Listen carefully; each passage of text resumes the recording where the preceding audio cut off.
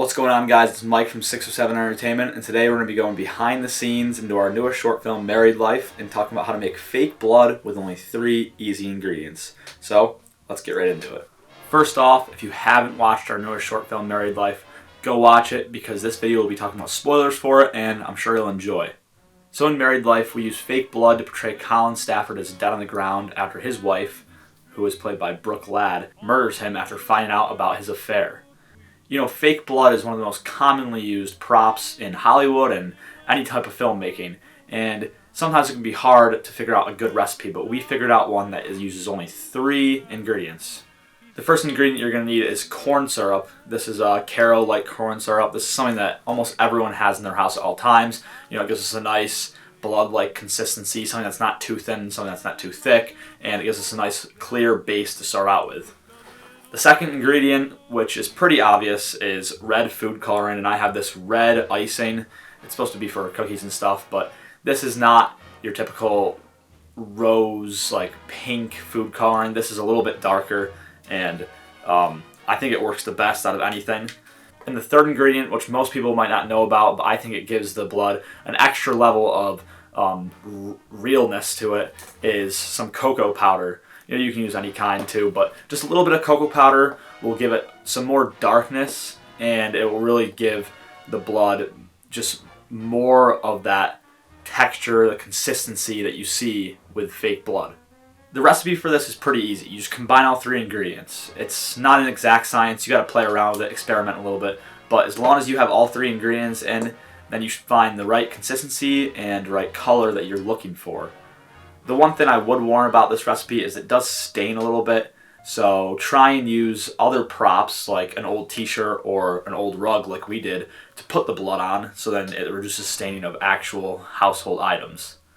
For this fix, I went to a local thrift store and got an old $5 rug and $5 shirt for Colin to wear and lay on.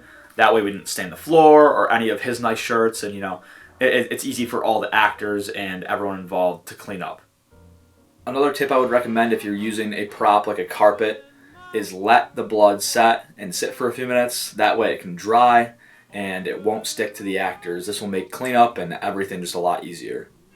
Another tip that I want to go over in this video is how we made the picture frames and everything. This is another easy, simple, inexpensive step. I printed 6 pictures at CVS for about $3.50, and then each frame was about $1. So the 6 pictures in the frames came out to about $9.50.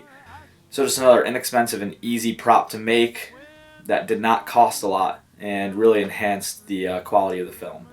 Having a good fake blood recipe in your arsenal of props to use for a short film can really come in handy. You know, I've been looking for a good recipe like this for years, and I kind of just came up with this one by myself, but it is useful in any type of short film. You know, think about how many films you see that have fake blood or blood use, and I think it's just an all-around great prop to have a good recipe for. So, I hope you found this video helpful, and let's just check out a couple more behind the scenes of Married Life. I hope you guys enjoyed, and we'll see you in the next video. What happened, bro? Wait, what happened? The blood off. Let's see the face. Let's see the. Wait, turn this way. Oh, no. Face is so fucked.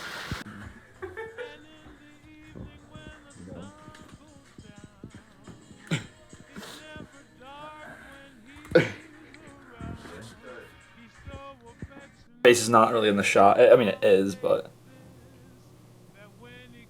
I'm gonna try.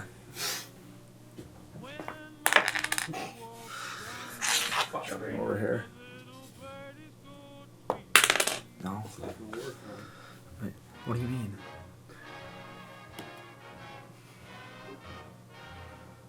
How was that good? Try one more time.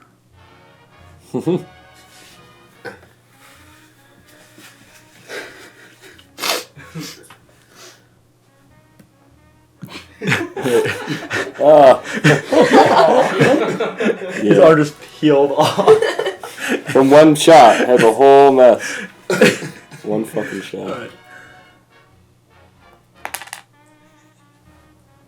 That might have actually been good. Good? Let me try one more time. Try to get it right on the ground. Throw it at his face. Oh, my back is spasming. Hold on. That was good. That was good. Right. No, fuck. Here. Where does it need to land? Anywhere, really. It doesn't. But once it See my lands. hand coming? Yeah. No, don't do that. Get as close as you can, though. But I want it to kind of land like right by the ring, actually. You gotta drop it like this way. No, you're dropping it the wrong way. Yeah, perfect. Leave it. Good? Leave it. Yeah. Keep holding that.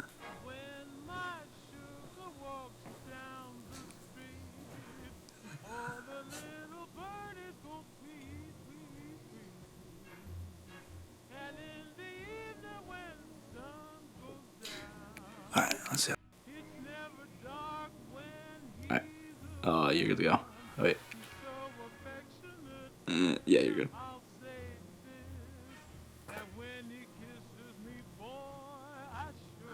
Do it one more time.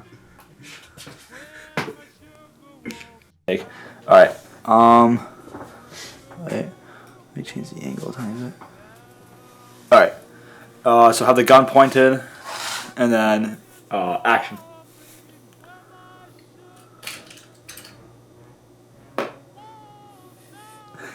That's good. Take 3.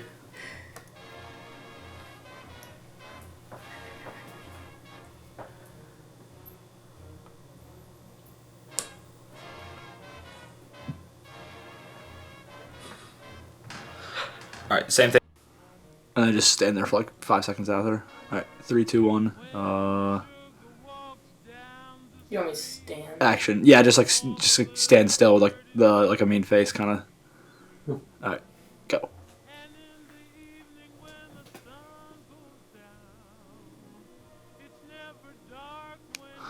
Oh, wait, restart real quick. Well, I was just practicing. Oh, okay.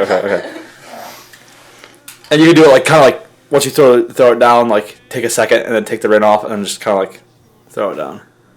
All right, we're going. So I'm ready. So have the gun up like you had shot him. All right, and you're good to go. Action.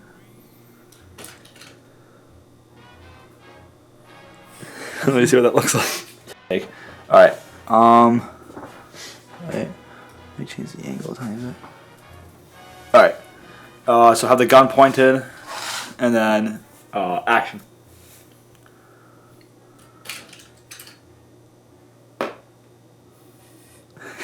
That's good.